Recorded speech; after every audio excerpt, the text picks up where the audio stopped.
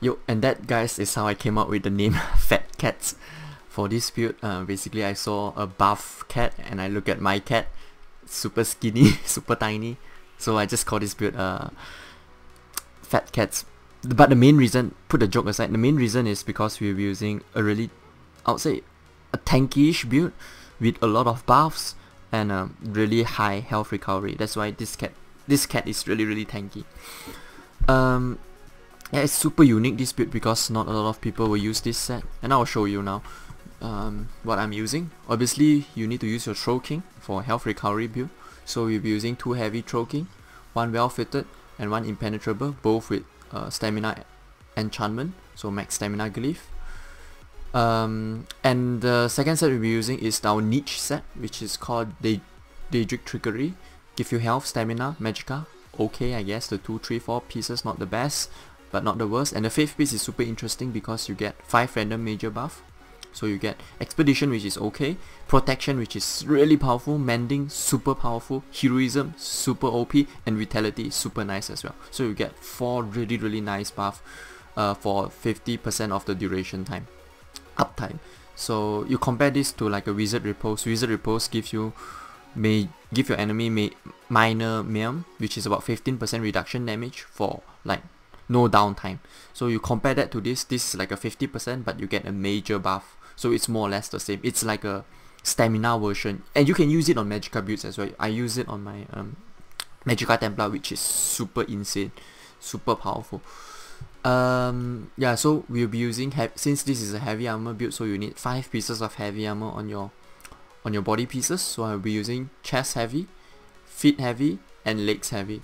I'll be using 3 tri-stat glyph multi-effect enchantment, so everything is impenetrable as well, on the feet, on the legs, and on the body. We'll be using this set only on the back bar because Zos actually fixed this set already, so you don't need to use it only on a 5-piece body, you can use it on the back bar. So I'll be using this set on the back bar. The traits is really interesting on the back bar. We'll be using, this build is obviously a dual view 2-hand build, and the traits we'll be using on the back bar, you could use Sharpen or Nirnhorn, which is good. Both are good. You can use Defending, which is good as well. Infuse, it's super nice as well, and even something like a Powered is good as well, so you get a lot more healing. I would say all these 5 traits are really good. I use Sharpen because I kind of want to chip off on actually I should change my trait to something else. Sharpen isn't the best, but I guess it's okay because sometimes I want to switch to other builds. I want to use this sword, so Sharpen is always good. Nirnhorn is always good as well, but since we are not a medium armor build, our weapon damage won't get increased by 12%, so Nirnhorn, you lose a bit of value using Nirnhorn. Infuse is good if you always remember to light attack on your back bar. You can use something like a weapon damage enchantment, which is good. Powered is good because this is our back bar, and yeah, defending is good as well. So you because this is on your back bar, you won't be using any offensive skill on your back bar. So those are the 5 traits which are available for you, and we'll be using Master Dagger on the front bar. So like usual, on your main hand you want to use Nirnhorn trait, on the off hand you want to use either Sharpen or Precise. Both are really good. Don't use Infuse because we'll be using poisons on this front bar, so you apply a lot of dot instantly. 1, 2, 3, you can apply Master Dagger dot, you can apply 2 health poison dot, so you can apply 3 dots instantly. It's super powerful. And the third set we'll be using is, there are a lot of options for you. This is like a free set.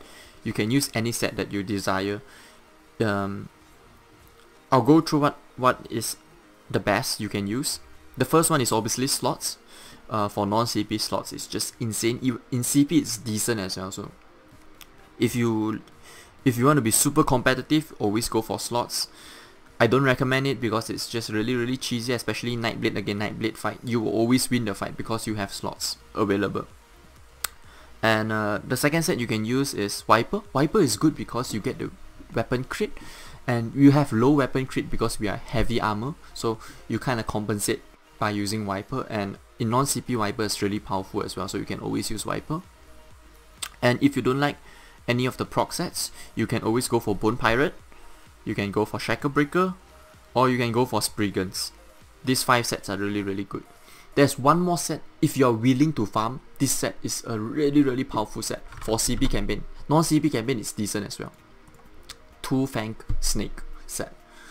So this set is stronger than Spriggans because with Spriggans you get, I need to check it really quickly. Spriggans you get 3.3k, 3.4k physical penetration. 2-Fang Snake you get 8 times 5, 4k times 5, 3 times 5, 4.1k, 4.2k also. 4.2k physical penetration. So 4.2k is obviously more than 3.4k. So 2-Fang Snake is obviously better because we will be applying so much dot. You will obtain your maximum penetration instantly. You need 5 instants of damage. You use 1 skill, it's already 2 instants with the dot. If you proc poison, is 1 second you can proc 4 instants, 5 instants of damage. So don't worry about the stacking up of 2-Fang Snake. The only problem is you need to farm this in Veteran Sanctum, I think. So I don't have, the problem is I don't have one of the necklace, so I can't use this set. If not, I will use this set because it gives weapon damage, maximum stamina, which is nice, these 2 bonuses, and weapon crit, which is super nice as well for a heavy armor build. That's why I feel like this set is super powerful. I'll just go through all the sets you can use again. For your belt, hands, both impenetrable. You can use 2 well fitted, but I'm using just 1. 2 is good as well. So, and on your jewelry, so you're using 5-piece wiper. You can use either slots wiper, Spriggans, 2-Fang Snake, Bone Pirate, or Shackle Breaker. These are all the sets you can use for this. There's no limitation. It's really up to your taste. But on the jewelry, if you have a gold jewelry, make sure you use infused trait on the gold jewelry for stamina cost ability. So cost reduction, you reduce more because heavy armor you don't have the passive for cost reduction. So you use infused to kind of like, what do you call that? Compensate for the cost reduction. And remember, with cost reduction, it reduces the cost of dot throw as well. So this is really nice. That's why we get cheaper dot throw with well fitted trait and the cost reduction. The other pieces you can use stamina. I'm using stamina recovery, cost reduction, and magical recovery. Magical recovery and stamina recovery, you want to use robust trait, so you still have a good amount of max stamina. So that is the build. I'll go through the poisons, potions, and everything now. The drink we'll be using, the Foodbuff we'll be using is Atrium Takeaway Broth, a must-have. But if you are poor, poor PvPer, go for Dubious, it's okay as well. But I highly recommend you to use Atrium Takeaway Broth because of the health recovery component. So you get max health, health recovery, max stamina, and stamina recovery. This is the best drink at the moment for stamina classes. The poisons we'll be using, you want to use 100% double dot poisons, 2 times poison damage poisons. You can use something like this one, which increases the cost of the stamina ability of your opponent, which is quite decent as well. So these 2 are the go-to poisons that I'll be using. You can just forget about other poisons because you need more damage, and this will help with your damage output. The potions we'll be using is, there's only one potion we'll be using on this build. It's Tri-Stat potion because we need the major fortitude component to boost our health recovery, and since we'll be using a lot of skills that cost magicka, this major intellect, which increases our magicka recovery by 20%, is super important as well. So Tri-Stat potion, make sure you use it. Other than that, I need to go through the Mundus stone we'll be using is the Serpent Mundus stone. Food, like I mentioned earlier, Atrium Takeaway Broth.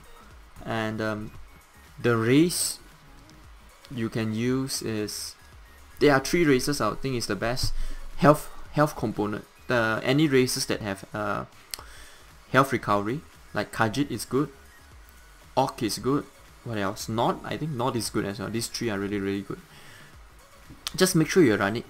Basically any stamina based race would work well for this build, but I highly recommend Orc and Khajiit. These 2 will be really powerful. Now to the skills. Oh yeah, I need to show you the what you call it, the stat sheet first. So I need to take some damage to proc my throw king. You can see this buff is out. It's the vitality buff. These guys are not doing enough damage though, because I have my rally up, which is a mistake. So yeah, I'll just let these guys back me. Basically what I want to show you is I want to show you the 3.8k health recovery I will obtain. Yeah, I'm getting all this buff from the set and they are doing no damage to me now. Okay, now I'm on my front bar, so I won't be getting extra buff. Come on, dogs, hit me faster.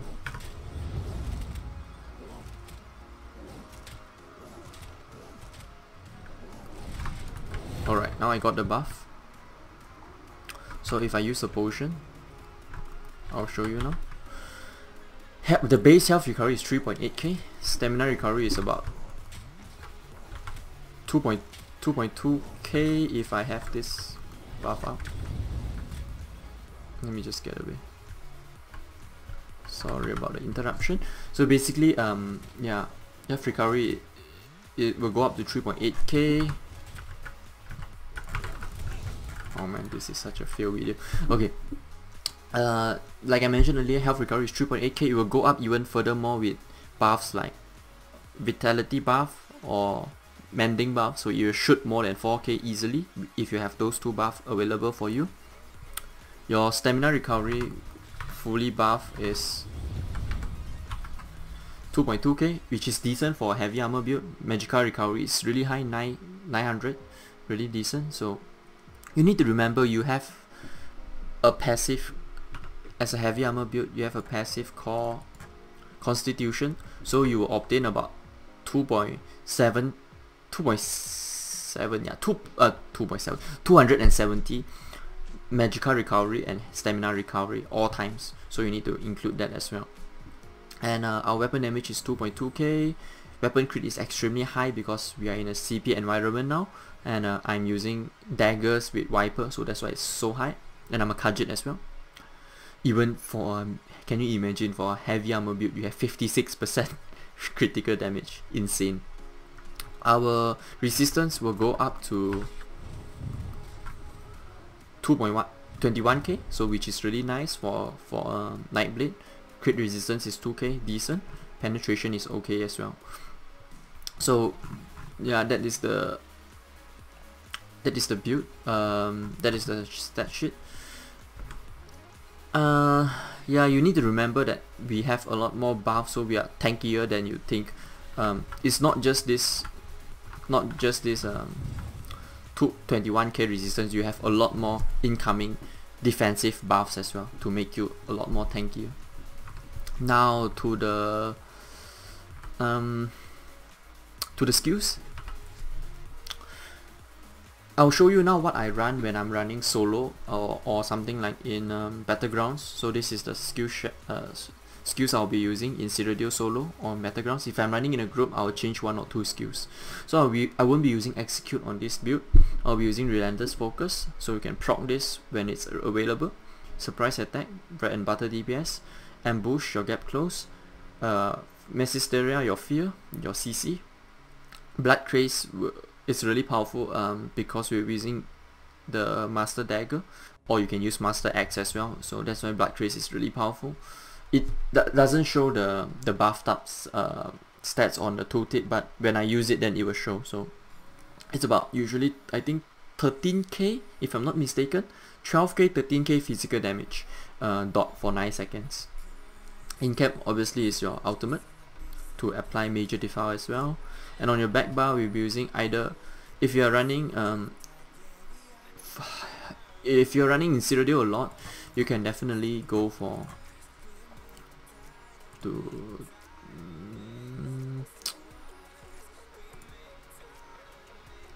you can go for what, wait a second.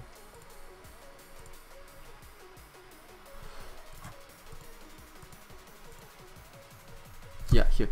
Okay, you can go for forward momentum if you're running, because you're heavy armor, so you can't dodge through too much but you can dodge roll quite often with a well-fitted trait and the cost reduction on your jewelry. But I would say for heavy armor, if you're playing in Citadel, forward momentum is better, but rally is better in battlegrounds. And like if you are like me, you want to change your build a lot, you want to change to two-hand bow build, rally is definitely better. And since we can't use shuffle, we'll be using double take for our major evasion, so this will cost magicka instead of stamina. Shadow image is for us to juke and for us to apply minor miam. So with this minor miam, you did reduce your enemy damage by 15%, and then when you get buffs like vitality, mending, protection, you can increase your healing, you can increase your defense even further. That's why this build is so powerful. It's like one of the strongest, I would say, 1v1 builds in especially in non-CP. Resolving Vigor is your heal. Cloak, obviously, just to go invincible. And Soul Siphoning is my preferred defensive ultimate. Why it's so powerful? Obviously, people like to run Soul Tether so you can CC your enemy and go defense into offense. But Soul Siphoning is so powerful. Soul Siphon is so powerful because it gives you major vitality. So you increase your healing, you and your allies, by 30% for 4 seconds. Imagine you have major mending up and you use this. Your heal will be insane. Nobody can kill you basically. You don't even need to block anything. And you get a 2.22k healing dot over 4 seconds. This is without buff, remember. If it's buff, it will go even higher. And about 8k healing instantly. This ultimate is so underrated. I know it costs a lot, 150 ultimate, but as a Nightblade you can obtain stamina, obtain ultimate so easily, and you with this set, Daedric Trickery, you can get major heroism as well for 10 seconds, so you can just pump up your ulti so fast. It's insane. Now the skills, yeah, so this setup is for solo, pure solo, but if you're running in a group, I would say drop Shadowy Disguise. You put your Relentless Focus on your back bar, so you make it just a buff, Relentless Focus, and you go into something like, depending how big your group is, you can use Steel Tornado, you could use something like, I don't know, Blade Cloak would be okay as well, or you could just slot, depending on how big your group is. If you're a small scale group, you can just slot Killer Split for execute, or even Piercing Mark just to review Nightblades, pesky Nightblades. So yeah, those are the skills that I would use. I wouldn't use a Shadow Image because you will be running in a group together, so it's not that helpful. The skills, basically you can use Dawnbreaker if you're running in a group, it's good, and just keep Soul Siphon, it's good for your teammate as well. So those are the skills. Now to the CP.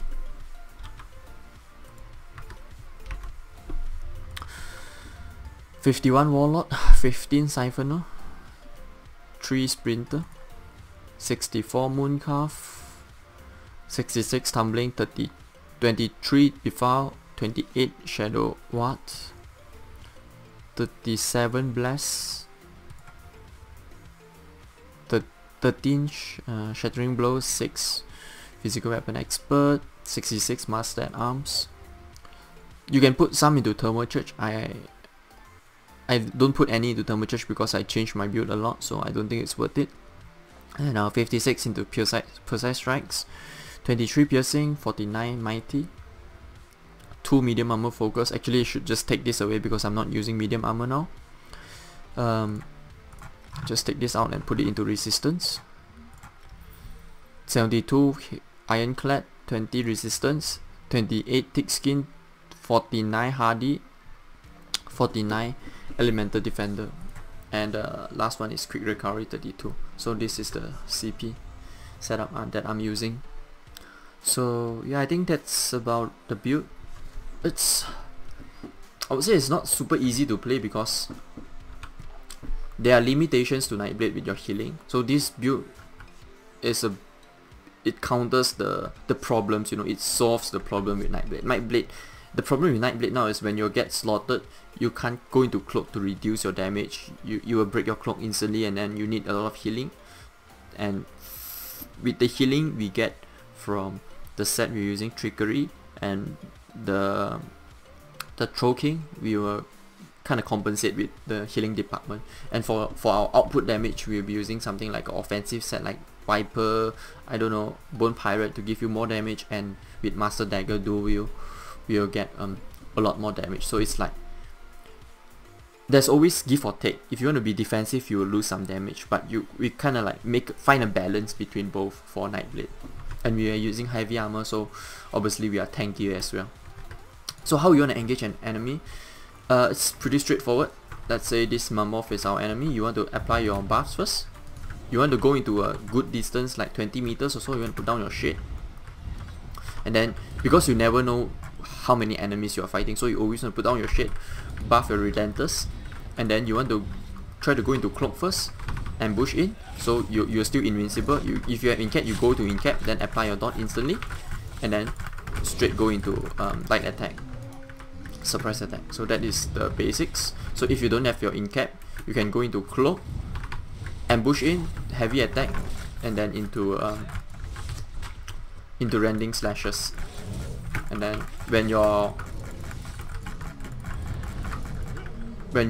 relentless focus is up, you can just shoot a dagger which is gonna do like 15k damage, which is insane. It's really powerful. Yeah, 15k. So yeah, that is how you engage people. And if you're in trouble, you can always go to your back bar. Always try to apply your vigor before the fight. In your trouble, go back to your shade. Always remember to apply your double take as well. The only thing that you need to remember is you can't dodge throw way too much on this build. You can dodge throw still a lot, as you can see. Even after 4 times, we still have a bit of stamina left. But since you are heavy armor build, you try to rely a bit more on shade to get out of trouble. What else? Yeah, I think that's about it. There's nothing special about Nightblade. It's more or less the same. Just make sure you do more heavy attacks, especially like you can engage people with cloak, heavy attack into rending slash. This is another combo as well, because you are heavy armor, so obviously you get a lot more stamina back by using heavy attacks. Yeah, I think that's about it for this build. One last thing I need to mention, that Daedric Trickery is really powerful for stamina and magicka build, so you can use them in both. I highly recommend you to try it on something like Magicka Templar. It's really powerful. You can back bar this on your sword and board bar, and then you can figure out the other sets. It's really nice, so you can give it a try. But for this build, it's focusing on basically just defense for this my Fett Cat basically. Yeah, so that's about it for this build. Make sure you throw this video a like. Sorry I took a break from the game because I just found the game really boring at the moment, so I kind of took a break and then I came back, give it a try again. Maybe it will stir my interest again. Yeah, make sure you throw this video a like, make sure you subscribe, share it if you want, throw any comments if you think you can make this build even better, and I'll see you guys in this video. Okay, bye bye.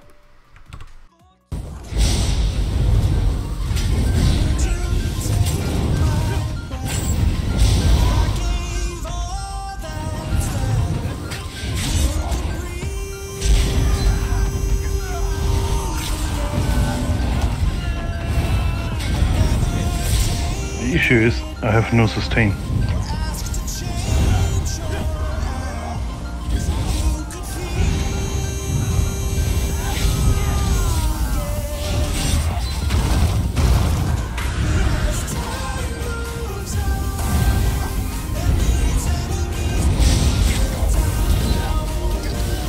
One down.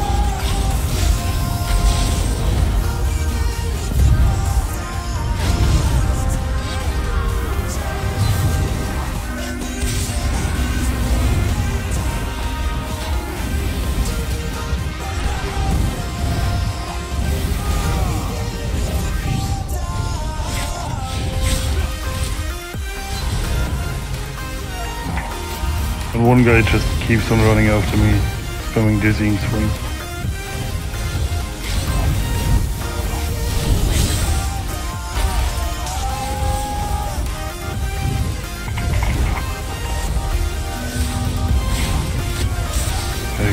tanky DK.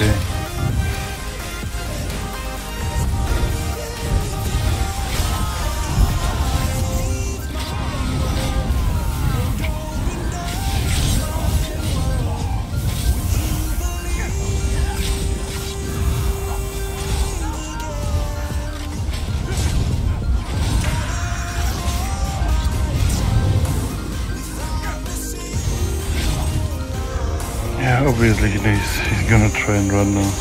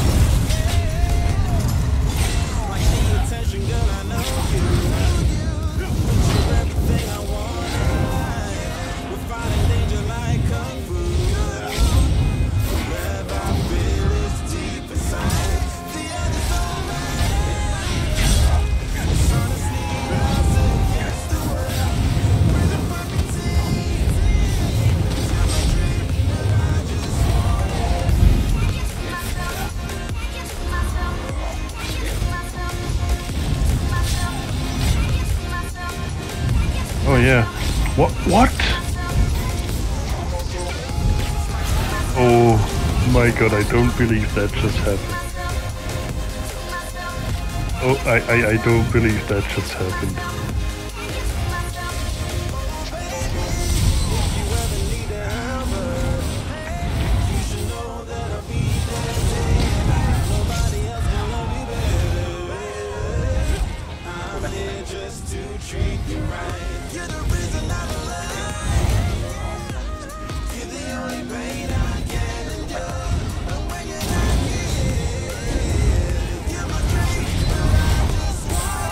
Gunbreaker. Ah, wrong.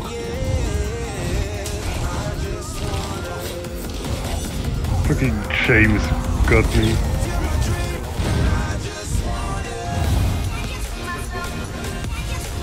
Okay.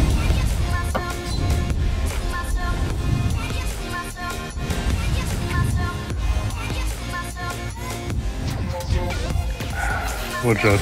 If James is here, that probably means Isanas is here as well. And they're both on their gang pills.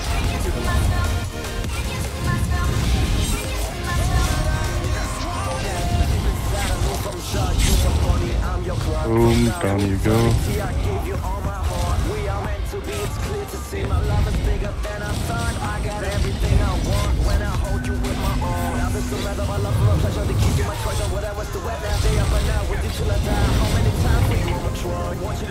Down you go, and down you go, and down you go.